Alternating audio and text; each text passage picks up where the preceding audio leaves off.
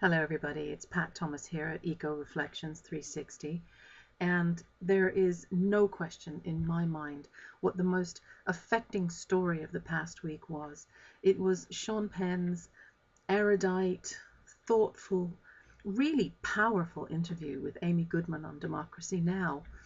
Sean has become the manager of an intentional refugee camp in Haiti that currently houses 55,000 people, and he is bringing his not inconsiderable intelligence, strength of will, his enviable network of contacts, and the organizational skills honed by years of working in the unpredictable world of making movies to bear to provide security and access to health care and other services.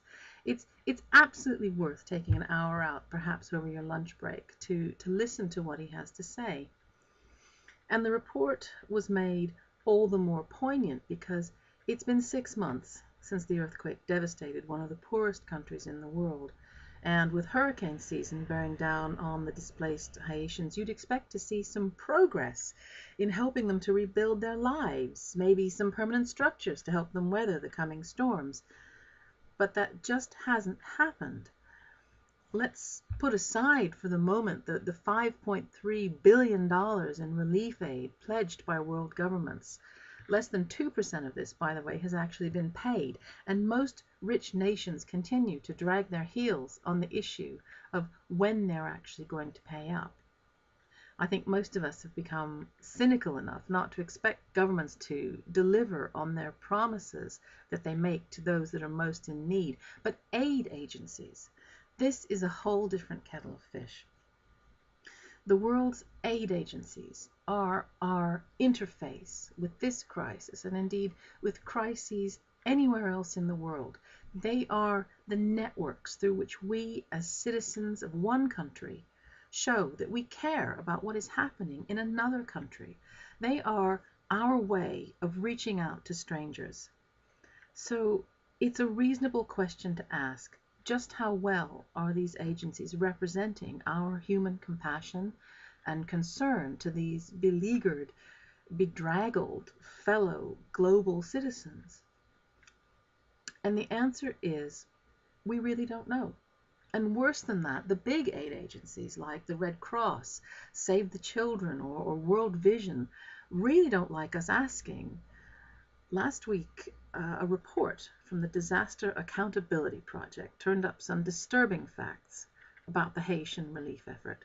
For instance, of the 197 organizations identified as soliciting money for their activities in Haiti following the earthquake, only 6 had publicly available, regularly updated, factual situation reports detailing their activities in that country.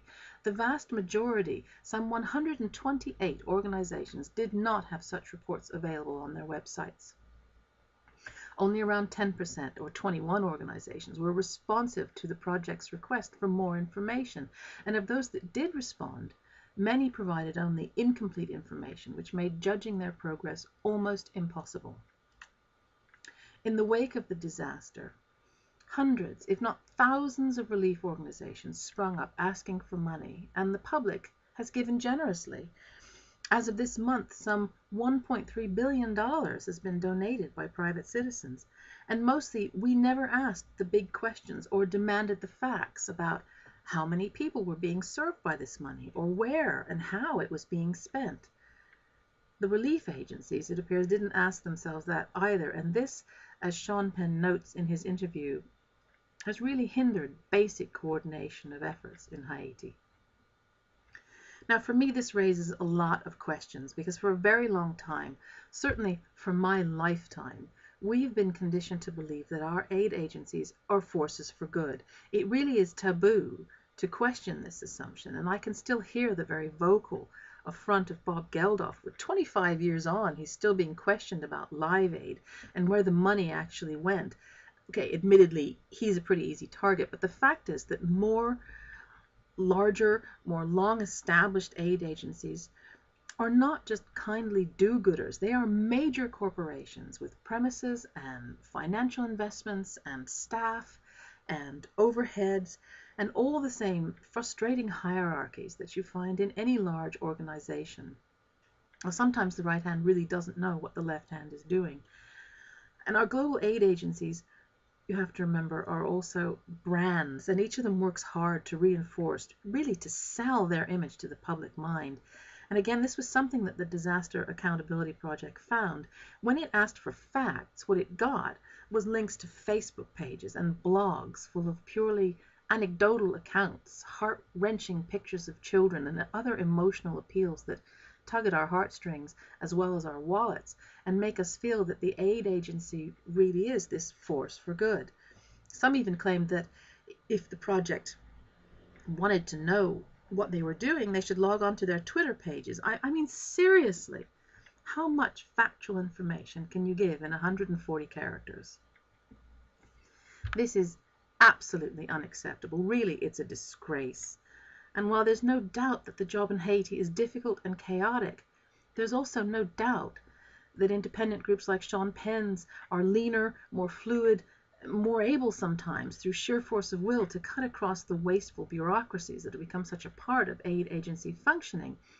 As Penn points out, there is a dark side to the international aid business, which may be contributing to the lack of focused response. In part, it's a schadenfreude, the often unexamined but exquisite pleasure in the misfortune of others, but it's also the continual backbiting and dick measuring and competition to be the hero of the piece that really needs to be dragged out into the light of day. Environmentalists, by the way, need to take note of this because we can sometimes suffer from the same lack of awareness of our own motives. But in Haiti, 6 months on, the reality is that only 28,000 of the 1.5 million refugees have been rehoused. Spontaneous camps have become lawless, frightening places. Looting and rape are daily occurrences, and disease is rife. Whatever the difficulties, this is absolutely not good enough. And you have to ask yourself, is this what you intended when you donated your money to help?